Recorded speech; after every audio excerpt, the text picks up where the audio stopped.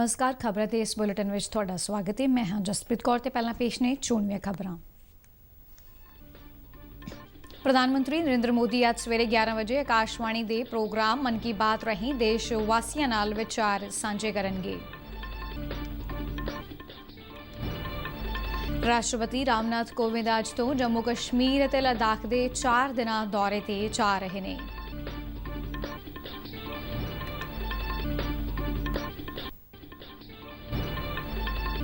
ਕੇਂਦਰੀ ਗ੍ਰਹਿ ਮੰਤਰੀ ਅਮਿਤ ਸ਼ਾਹ ਨੇ ਸ਼ਿਲੌਂਗ ਵਿੱਚ ਉੱਤਰ ਪੂਰਬੀ ਸੂਬਿਆਂ ਦੇ ਮੁੱਖ ਮੰਤਰੀਆਂ ਨਾਲ ਮੀਟਿੰਗ ਕੀਤੀ।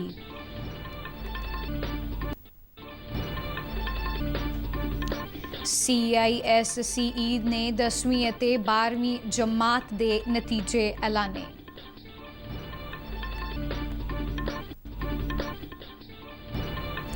ਟੋਕੀਓ ਓਲੰਪਿਕਸ ਦੇ ਬੈਡਮਿੰਟਨ ਮੁਕਾਬਲਿਆਂ ਵਿੱਚ ਭਾਰਤੀ ਸ਼ਟਲਰ PV ਸਿੰਧੂ ਨੇ ਇਜ਼ਰਾਈਲ ਦੀ ਕੇਸੀਨੀਆ ਨੂੰ ਹਰਾ ਕੇ ਜੇਤੂ ਸ਼ੁਰੂਆਤ ਕੀਤੀ।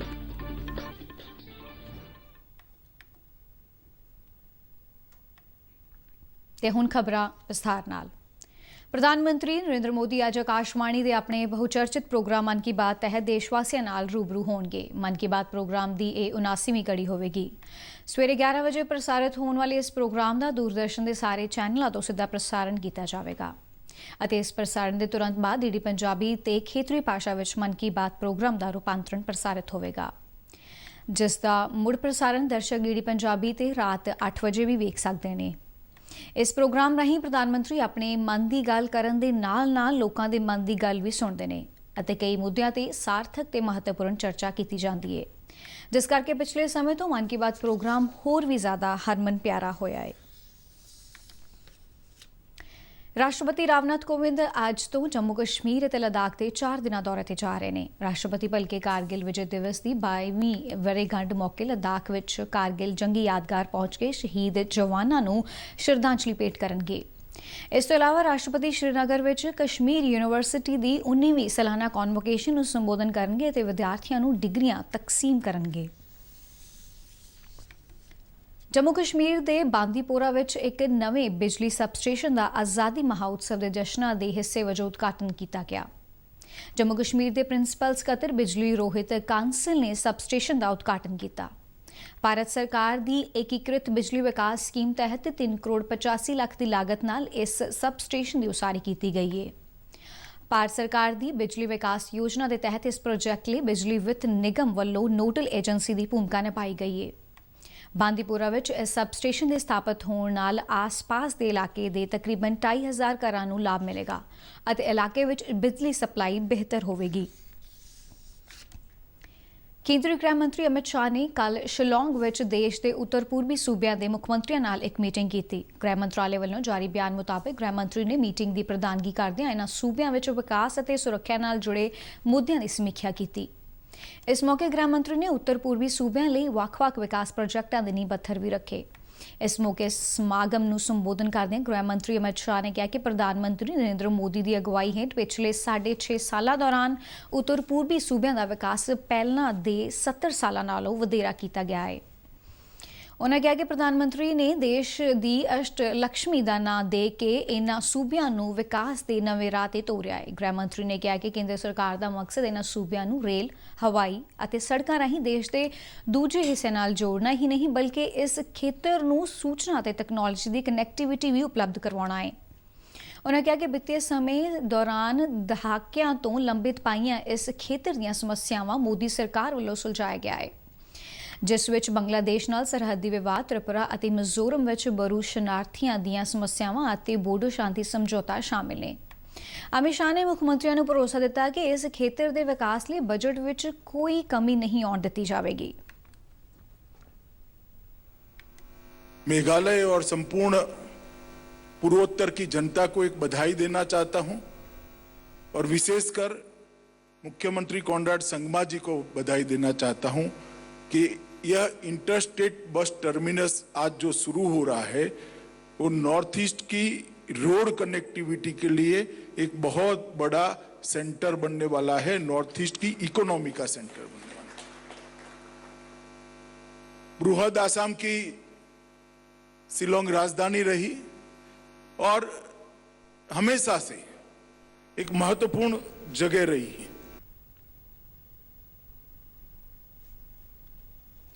ਕੇਂਦਰੀ ਸੜਕ ਆਵਾਜਾਈ ਅਤੇ ਸ਼ਾਹਰਾਹ ਮੰਤਰੀ ਨਿਤਿਨ ਗਡਕਰੀ ਨੇ ਜਲ ਸੰਭਾਲ ਅਤੇ ਵਾਤਾਵਰਣ ਦੀ ਸੁਰੱਖਿਆ ਤੇ ਜ਼ੋਰ ਦਿੱਤਾ ਹੈ। ਗਡਕਰੀ ਨੇ ਇੰਡੀਅਨ ਪਲੰਬਿੰਗ ਐਸੋਸੀਏਸ਼ਨ ਦੇ ਮੈਂਬਰਾਂ ਨਾਲ ਵਰਚੁਅਲ ਮਾਧਿਅਮ ਰਾਹੀਂ ਗੱਲਬਾਤ ਕਰਦਿਆਂ ਕਿਹਾ ਕਿ ਜਲ ਸੰਭਾਲ ਦੇ ਨਾਲ-ਨਾਲ ਪਾਣੀ ਦੇ ਸਰੋਤਾਂ ਨੂੰ ਗੰਦਲਾ ਹੋਣ ਤੋਂ ਰੋਕਿਆ ਜਾਣਾ ਚਾਹੀਦਾ ਹੈ।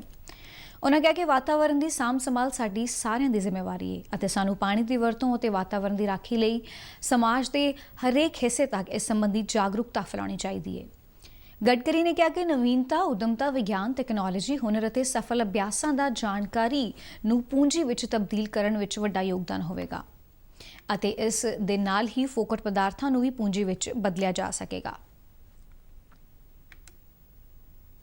ਭਾਰਤੀ ਸਕੂਲ ਸਰਟੀਫਿਕੇਟ ਪ੍ਰੀਖਿਆਵਾਂ ਪ੍ਰੀਸ਼ਦ ਵੱਲੋਂ ISCE ਦੀ 10ਵੀਂ ਅਤੇ 12ਵੀਂ ਜਮਾਤ ਦੇ ਨਤੀਜੇ ਐਲਾਨੇ ਗਏ ਨੇ। ਇਸ ਵਾਰ 10ਵੀਂ ਦੇ ਇਮਤਿਹਾਨਾਂ ਵਿੱਚ ਪਾਸ ਪ੍ਰਤੀਸ਼ਤਤਾ 99.98% ਰਹੀ ਹੈ, ਜਿਸ ਵਿੱਚ ਲੜਕੇ ਅਤੇ ਲੜਕੀਆਂ ਵੱਲੋਂ ਬਰਾਬਰ ਦੀ ਪਾਸ ਫੀਸਦ ਹਾਸਲ ਕੀਤੀ ਗਈ ਹੈ। 12ਵੀਂ ਜਮਾਤ ਦੇ ਇਸ ਵਰ੍ਹੇ ਦੇ ਨਤੀਜਿਆਂ ਦੀ ਪਾਸ ਪ੍ਰਤੀਸ਼ਤ 99.76% ਰਹੀ ਹੈ, ਜਿਸ ਵਿੱਚ ਲੜਕੀਆਂ ਨੇ 99.86% ਅਤੇ ਲੜਕਿਆਂ ਨੇ 99.66% ਪਾਸ ਫੀਸਦ ਹਾਸਲ ਕੀਤੀ ਹੈ। ਬੋਰਡ ਦੀਆਂ 10ਵੀਂ ਜਮਾਤ ਦੀਆਂ ਪ੍ਰੀਖਿਆਵਾਂ 2,19,499 ਵਿਦਿਆਰਥੀਆਂ ਵੱਲੋਂ ਦਿੱਤੀਆਂ ਗਈਆਂ ਸਨ, ਜਦਕਿ 12ਵੀਂ ਦੇ ਇਮਤਿਹਾਨਾਂ ਵਿੱਚ 94,011 ਵਿਦਿਆਰਥੀ ਬੈਠੇ ਸਨ। ਕੇਂਦਰੀ ਸਿੱਖਿਆ ਮੰਤਰੀ ਧਰਮੇਂਦਰ ਪ੍ਰਧਾਨ ਨੇ ਕਿਹਾ ਹੈ ਕਿ ਭਾਰੀ ਬਾਰਿਸ਼ ਅਤੇ ਜ਼ਮੀਨ ਖਿਸਕਣ ਦੇ ਚੱਲਦਿਆਂ ਮਹਾਰਾਸ਼ਟਰ ਦੇ 7 ਸ਼ਹਿਰਾਂ ਵਿਚਲੇ ਪ੍ਰੀਖਿਆ ਕੇਂਦਰਾਂ ਵਾਲੇ ਉਮੀਦਵਾਰਾਂ ਨੂੰ JEE ਮੁੱਖ ਪ੍ਰੀਖਿਆ ਦਾ ਇੱਕ ਵਾਧੂ ਮੌਕਾ ਦਿੱਤਾ ਜਾਵੇਗਾ। ਮਹਾਰਾਸ਼ਟਰ ਦੇ ਇਹਨਾਂ ਪ੍ਰਭਾਵਿਤ ਸ਼ਹਿਰਾਂ ਵਿੱਚ ਕੋਲਾਪੁਰ, ਪਾਲਕਰ, ਰਤਨਾਗਿਰੀ, ਰਾਏਗੜ੍ਹ, ਸਿੱਧੂਦੁਰਗ, ਸੰਗਲੀ ਅਤੇ ਸਤਾਰਾ ਸ਼ਾਮਿਲ ਨੇ। ਪ੍ਰਧਾਨ ਨੇ ਟਵੀਟ ਕਰਦਿਆਂ ਕਿਹਾ ਹੈ ਕਿ ਇਹਨਾਂ ਸ਼ਹਿਰਾਂ ਵਿੱਚ 25 ਤੋਂ 27 ਜੁਲਾਈ ਨੂੰ ਹੋਣ ਵਾਲੀ ਪ੍ਰੀਖਿਆ ਵਿੱਚ ਨਾ ਪਹੁੰਚਣ ਦੀ ਸਥਿਤੀ ਵਾਲੇ ਵਿਦਿਆਰਥੀਆਂ ਨੂੰ ਘਬਰਾਉਣ ਦੀ ਲੋੜ ਨਹੀਂ। ਉਨ੍ਹਾਂ ਦੱਸਿਆ ਕਿ JEE ਮੁੱਖ ਪ੍ਰੀਖਿਆ ਦੇ ਤੀਜੇ ਸੈਸ਼ਨ ਲਈ ਵਾਧੂ ਮੌਕੇ ਦੀਆਂ ਤਾਰੀਖਾਂ ਦਾ ਕੌਮੀ ਪ੍ਰੀਖਿਆ ਏਜੰਸੀ ਵੱਲੋਂ ਜਲਦ ਹੀ ਐਲਾਨ ਕੀਤਾ ਜਾਵੇਗਾ। ਸਿੱਖਿਆ ਮੰਤਰੀ ਨੇ ਉਮੀਦਵਾਰਾਂ ਨੂੰ NTA ਦੀਆਂ ਵੈਬਸਾਈਟਾਂ ਨੂੰ ਨਿਯਮਿਤ ਆਧਾਰ ਤੇ ਚੈੱਕ ਕਰਨ ਦੀ ਸਲਾਹ ਦਿੱਤੀ ਹੈ ਅਤੇ ਨਾਲ ਹੀ ਉਹਨਾਂ ਨੇ ਉਮੀਦਵਾਰਾਂ ਦੇ ਸਪਸ਼ਟੀਕਰਨ ਲਈ ਏਜੰਸੀ ਦਾ ਟੈਲੀਫੋਨ ਨੰਬਰ ਅਤੇ ਈਮੇਲ ID ਵੀ ਟਵੀਟ ਤੇ ਸਾਂਝੀ ਕੀਤੀ ਹੈ। ਭਾਰਤੀ ਨੌਸੈਨਾ ਦਾ ਬੇੜਾ ਐਰਾਵਤ COVID-19 ਸਹਾਇਤਾ ਸਮੱਗਰੀ ਨਾਲ ਇੰਡੋਨੇਸ਼ੀਆ ਦੀ ਜਕਾਰਤਾ ਬੰਦਰਗਾਹ ਤੇ ਪਹੁੰਚ ਗਿਆ ਹੈ। ਰੱਖਿਆ ਮੰਤਰਾਲੇ ਵੱਲੋਂ ਜਾਰੀ ਬਿਆਨ ਮੁਤਾਬਕ ਇਸ ਬੇੜੇ ਰਾਹੀਂ ਇੰਡੋਨੇਸ਼ੀਆ ਲਈ ਵੱਡੀ ਮਾਤਰਾ ਵਿੱਚ ਰਾਹਤ ਸਮੱਗਰੀ ਭੇਜੀ ਗਈ ਹੈ, ਜਿਸ ਵਿੱਚ 100 ਮੀਟ੍ਰਿਕ ਟਨ ਤਰਲ ਆਕਸੀਜਨ ਵਾਲੇ 5 ਕ੍ਰਾਇਓਜੈਨਿਕ ਕੰਟੇਨਰ ਅਤੇ 300 ਆਕਸੀਜਨ ਕੰਸਨਟ੍ਰੇਟਰ ਸ਼ਾਮਲ ਨੇ। ਇੰਡੋਨੇਸ਼ੀਆ ਵਿੱਚ COVID-19 ਮਹਾਮਾਰੀ ਦੇ ਪਸਾਰ ਨੂੰ ਧਿਆਨ ਵਿੱਚ ਰੱਖਦਿਆਂ ਭਾਰਤ ਵੱਲੋਂ ਇਹ ਸਮੱਗਰੀ ਭੇਜੀ ਗਈ ਹੈ ਅਤੇ ਨਾਲ ਹੀ ਭਵਿੱਖ ਵਿੱਚ ਮਹਾਮਾਰੀ ਦੇ ਟਾਕਰੇ ਲਈ ਸਹਾਇਤਾ ਦਾ ਭਰੋਸਾ ਦਿੱਤਾ ਗਿਆ ਹੈ। ਭਾਰਤ ਤੇ ਇੰਡੋਨੇਸ਼ੀਆ ਦਰਮਿਆਨ ਨੇੜਲੇ ਸੱਭਿਆਚਾਰਕ ਅਤੇ ਵਪਾਰਕ ਰਿਸ਼ਤੇ ਨੇ ਅਤੇ ਦੋਵੇਂ ਦੇਸ਼ ਹਿੰਦ ਪ੍ਰਸ਼ਾਂਤ ਦੇ ਖੇਤਰ ਨੂੰ ਸੁਰੱਖਿਅਤ ਬਣਾਉਣ ਲਈ ਸਹਿਯੋਗੀ ਨੇ। ਕਸਟਮ ਵਿਭਾਗ ਨੇ ਗੈਰ ਕਾਨੂੰਨੀ ਢੰਗ ਨਾਲ ਸੋਨੇ ਦੀ ਤਸਕਰੀ ਦੇ ਮਾਮਲੇ ਵਿੱਚ ਦਿੱਲੀ ਦੇ ਇੰਦਰਾ ਗਾਂਧੀ ਕੌਮਾਂਤਰੀ ਹਵਾਈ ਅੱਡੇ ਤੋਂ 7 ਵਿਅਕਤੀਆਂ ਨੂੰ ਹਿਰਾਸਤ ਵਿੱਚ ਲਿਆ ਹੈ। ਵਿਭਾਗ ਵੱਲੋਂ ਦਿੱਤੀ ਗਈ ਜਾਣਕਾਰੀ ਮੁਤਾਬਕ 24 ਘੰਟਿਆਂ ਤੱਕ ਚੱਲੇ ਆਪਰੇਸ਼ਨ ਦੌਰਾਨ ਸੋਨਾ ਤਸਕਰੀ ਨਾਲ ਸੰਬੰਧਿਤ ਇਸ ਰੈਕੇਟ ਦਾ ਪਰਦਾਫਾਸ਼ ਕੀਤਾ ਗਿਆ ਹੈ। ਵਿਭਾਗ ਮੁਤਾਬਕ ਗ੍ਰਿਫਤਾਰ ਕੀਤੇ ਗਏ 7 ਵਿਅਕਤੀਆਂ ਵਿੱਚ 2 ਵੱਖ-ਵੱਖ ਏਅਰਲਾਈਨਾਂ ਦੇ 4 ਕਰਮਚਾਰੀ ਵੀ ਸ਼ਾਮਿਲ ਨੇ। ਬਾਕੀ ਦੇ ਗ੍ਰਿਫਤਾਰ ਕੀਤੇ ਗਏ 3 ਵਿਅਕਤੀ ਯਾਤਰੀ ਦੱਸੇ ਜਾਂਦੇ ਨੇ। ਮੁਲਜ਼ਮਾਂ ਵੱਲੋਂ 21 ਜੁਲਾਈ ਨੂੰ ਗੈਰ ਕਾਨੂੰਨੀ ਢੰਗ ਨਾਲ ਸੋਨੇ ਦੀ ਖੇਪ ਪਾਰਟ ਸਮਗਲ ਕੀਤੀ ਗਈ ਸੀ, ਜਿਸ ਨੂੰ ਕਸਟਮ ਵਿਭਾਗ ਵੱਲੋਂ ਮੌਕੇ ਤੇ ਬਰਾਮਦ ਕੀਤਾ ਗਿਆ। ਵਿਭਾਗ ਵੱਲੋਂ ਗੈਰ ਕਾਨੂੰਨੀ ਢੰਗ ਨਾਲ ਲਿਆਂਦੇ ਗਏ ਸੋਨੇ ਨੂੰ 2 ਵੱਖ-ਵੱਖ ਪੈਕਟਾਂ ਵਿੱਚ ਬਰਾਮਦ ਕੀਤਾ ਗਿਆ, ਜਿਸ ਦਾ ਮੁੱਲ 72 ਲੱਖ ਤੋਂ ਵੱਧ ਦੱਸਿਆ ਜਾਂਦਾ ਹੈ।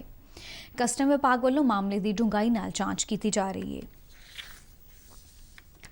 ਭਾਰਤ ਦਾ ਵਿਦੇਸ਼ੀ ਮੁਦਰਾ ਭੰਡਾਰ ਹੁਣ ਤੱਕ ਸਭ ਤੋਂ ਉੱਪਰਲੇ ਪੱਧਰ ਤੇ $612.73 ਬਿਲੀਅਨ ਤੱਕ ਪਹੁੰਚ ਗਿਆ ਹੈ। ਭਾਰਤੀ ਰਿਜ਼ਰਵ ਬੈਂਕ ਵੱਲੋਂ ਜਾਰੀ ਬਿਆਨ ਮੁਤਾਬਕ ਜੁਲਾਈ ਮਹੀਨੇ ਦੇ ਅੰਤ ਤੱਕ ਵਿਦੇਸ਼ੀ ਮੁਦਰਾ ਭੰਡਾਰ ਵਿੱਚ $835 ਮਿਲੀਅਨ ਦਾ ਇਜ਼ਾਫਾ ਦਰਜ ਕੀਤਾ ਗਿਆ ਹੈ।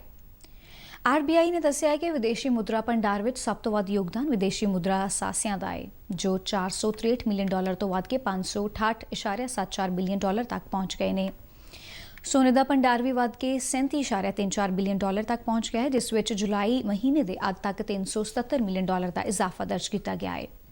ਕੌਮਾਂਤਰੀ ਮੁਦਰਾ ਕੋਸ਼ ਵਿੱਚ ਭਾਰਤ ਦੇ ਵਿਸ਼ੇਸ਼ ਮਾਲੀ ਹੱਕ $1 ਮਿਲੀਅਨ ਦੇ ਇਜ਼ਾਫੇ ਨਾਲ $1.548 ਬਿਲੀਅਨ ਤੱਕ ਪਹੁੰਚ ਗਏ ਨੇ।